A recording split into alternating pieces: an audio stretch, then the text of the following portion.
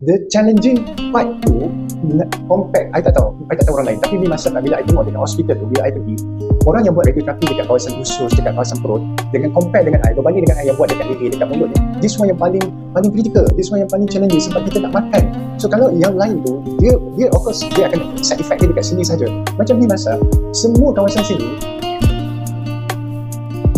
dia banyak luka tau. Dia banyak luka, kulit ni dia mengelupas. Kalau nanti I share I punya picture dekat situ, dia macam mana mengelupas kat sini, macam mengelupas dekat dalam.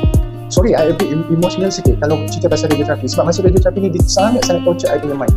Sampai masa satu tahap I cakap, ya Allah tolonglah angkat, sebab I rasa macam dah I tak boleh go macam ni. Sebabnya bayangkan masa tu yang mana luka dekat sini, kalau kita selalunya ada ulcer satu mulut, dekat dalam mulut ni kan, satu je kita nak makan tu susah. Bayangkan ulcer tu ada 7, 8, 9, 10 dekat dalam satu masa. Bayangkan macam mana ni nak makan dia tu.